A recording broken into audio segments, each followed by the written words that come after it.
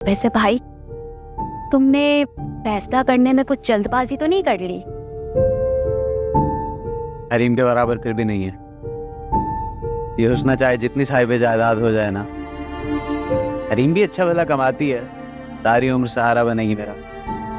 अम्मा ने जो लिस्ट लिख के दी थी ना, वो भी याद रखना। हरीम के चक्करों में ही ना लगे रहना।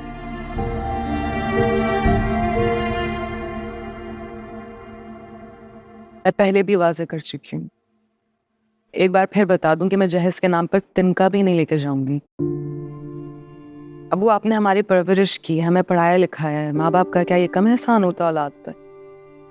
फिर मुझे पता है कि अम्मी के इलाज के लिए पैसों की जरूरत भी है। रहीम, तुम ठीक कह रही हो, दुरुस्त हो, लेकिन हम लोग भी अपनी जगह गलत नहीं हैं। हम कैसे तुम्हें इस तरीके से खाली हाथ रुखसत कर सकते हैं? और कम से कम कुछ तो देना बनता है ना, ताकि लोगों की जबानें बंद रहे। दुनिया की मुझे रत्ती बराबर परवाह नहीं है।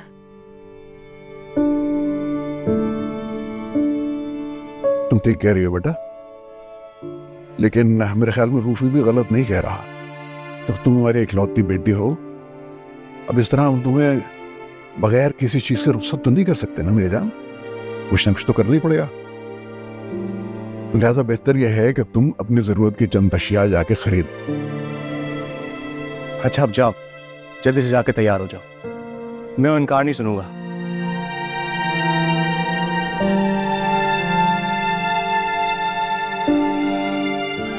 ठीक है, मगर मैं जितना सामान कहूंगी बस उतना ही, उससे ज्यादा के लिए इसरार नहीं करेंगे आप।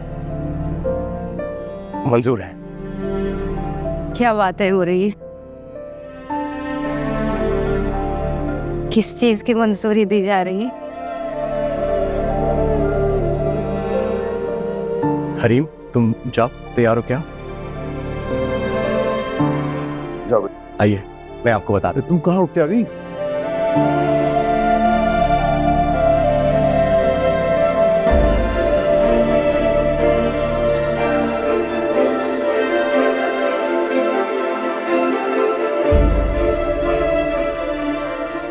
तुम्हारी माँ बिल्कुल ठीक कहती है बेटा। अगर ये कारोबार, ये सारा बिजनेस तुम्हारे हाथ में होता ना, तो तुम बीच चौराहे पे खड़े होकर ये सारी दौलत, मेरा सारा कारोबार गरीबों में बांट देते।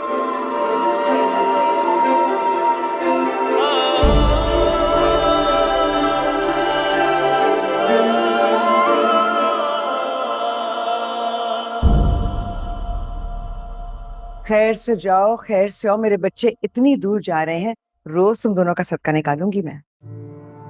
ये बांट तो गरीबों में। फाइज, मेरा भाई, आई एम सो ग्लैड तुमसे मेरी मुलाकात होगी। अगर तुमसे मिलता नहीं ना अभी, तो पूरे ट्रिप पे मैंने तुम्हें बहुत मिस करना। आप लोग कहीं जा रहे हैं? मामा और पापा ने हनीमून एज ए गिफ्ट दिया है। थाईलैंड, सिंगापुर, बाली। भाभी, मैं आपको व्हाट्सएप करूंगी, मुझे जो जो चाहिए होगा। आप जहाँ जहाँ जाएंगी मेरे लिए अच्छे अच्छे गिफ्ट्स लाइएगा। तुम्हें क्या जरूरत है और चीजों की? हर वक्त फोन पे इतनी ऑनलाइन शॉपिंग करती हो, लाखों के बिल तो मैं ही भरती हूँ ना। आपसे जाने से पहले 10 मिनट बात हो सकती है प्लीज? ऑलरेडी इतनी देर हो गई है। पैकिंग भी हमने इतनी जल्दी में की है, फ्लाइट ना मिस हो जाए। और ऊपर से मम्मी की रस्में नहीं खत्म हो रही। जो भी बात करनी होगी ना, कॉल करके कर लेना। ठीक ही तो कह रही है हम ना। कोई जरूरी बात होगी तो मैं हूं ना, कर लेंगे। तुम लोग चलो, लेट हो जाओगे। अल्लाह हाफिज।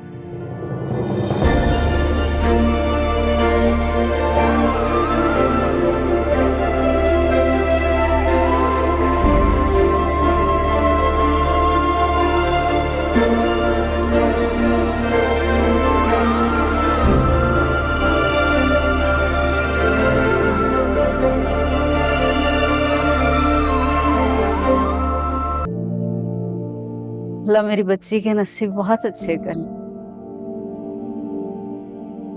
किसी चीज की कमी महसूस ना हो इस। आमीन। आप लोग बैठ के बातें करें, मैंने खाना चढ़ा दिया है, अपने रूम से आती हूँ।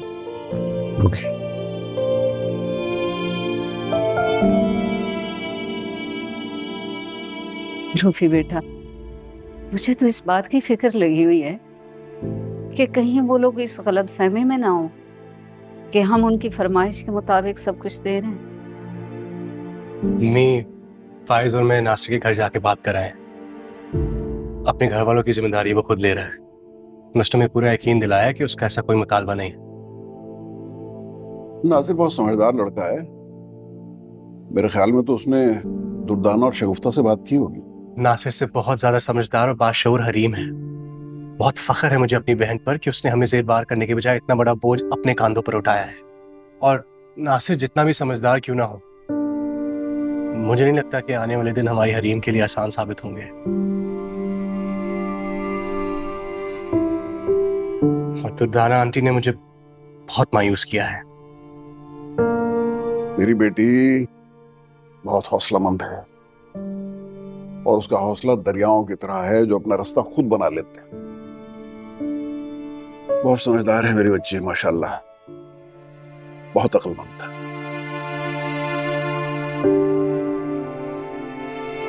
इंशाल्लाह अल्लाह बेहतर करे। शायद देता मुझे। जी।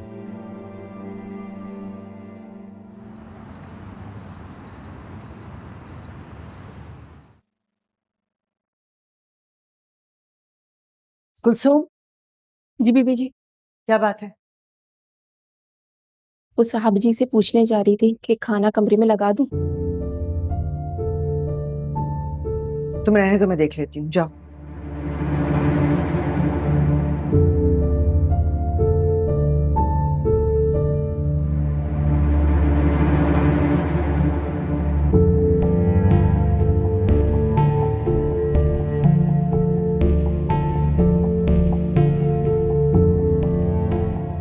बुखार नहीं उतरा अभी तक मेरे बेटे का? इस आतिश फिशां को सर्द होने के लिए कितना वक्त चाहिए? ऐसा ना हो कि इसका लावा घर को जलाकर खाक कर दे।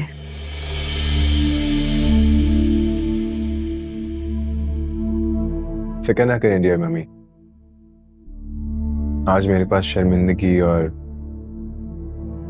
नदामत की राख के अंदर दसने के अलावा और कुछ भी नहीं है।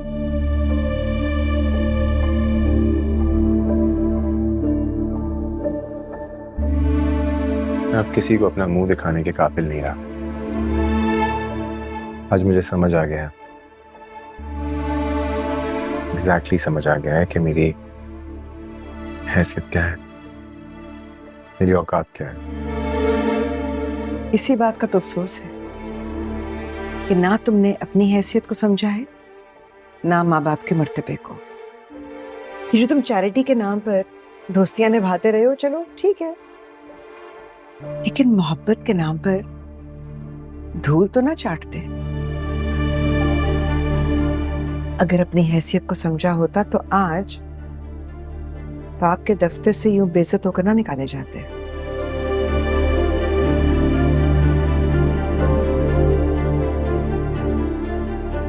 मुझे दुख इस बात का नहीं है कि आज मैं अपने बाप के दफ्तर से जलील होकर निकाला गया। दुख मुझे इस बात का है कि अपने आप को इस माशरे में बाइज्जत कहलाने वाले लोग, करीम कहलाने वाले लोग, वो असल में कितने छोटे और बेवकूफ हैं। गरीब को हकीर कहकर भी उनकी मदद किए बगैर उनको खाली हाथ लौटा देते हैं। तो क्या ऐसे लोगों को अपने आप को साहिब हैसियत कहने से शर्म नहीं आनी चाहिए? बकवास बंद करो।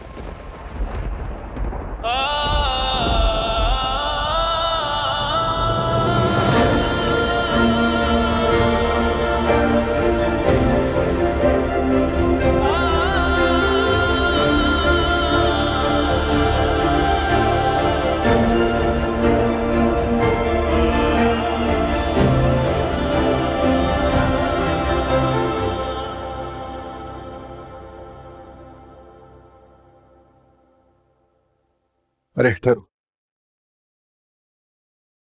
इतना लाया हूं। क्या बात है? तबीयत ठीक है ना तुम्हारी?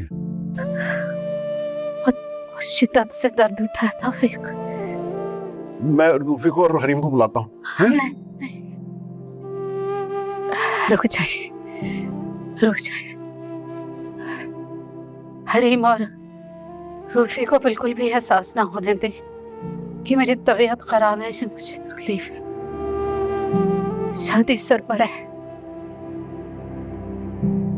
और मैं नहीं चाहती कि मेरी बीमारी मेरी बेटी की खुशियों के आड़े आए हैं, ताखिर का बायस बने। चंद दिन खैरियत से गुजर जाए, बाद में देखी जाएगी।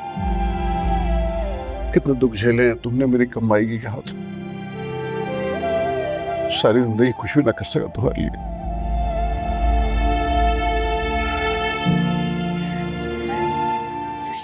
तौफीक साहब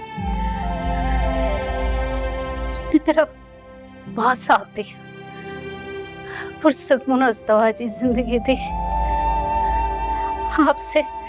आपसे मुझे फर्माबरदार औलाद मिली, और क्या चाहिए एक औरत को? दौलत और सेहत तो नसीब की बात है। मेरे नसीब में कम लिखी गई। मैं राजी। अच्छा, तुम फिक्र न करो, सब ठीक हो जाएगा इंशाल्लाह। इंशाल्लाह हम दोनों मिलके अपने बच्चों की खुशियां देखेंगे। फिक्र न करो।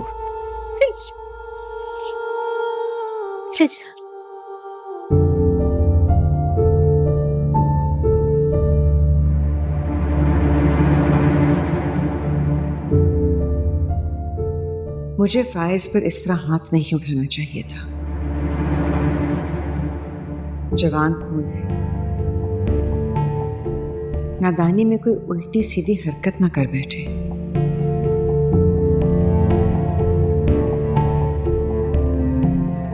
वो तो अच्छा हुआ कि वो तहम्मुल और बर्दाश्त से सह गया,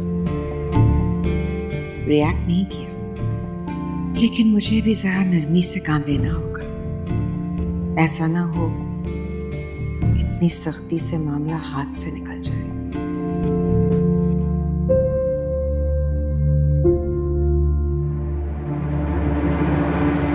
रूफी ने कितनी आस और उम्मीदों से अपने मसाइल शेयर किए थे मुझसे। अफसोस कि मैं उसके लिए कुछ ना कर पाया, ना आती आंटी की सर्जरी के लिए, ना हरीम की खुशियों के लिए। किस कदर बेबस हूं मैं।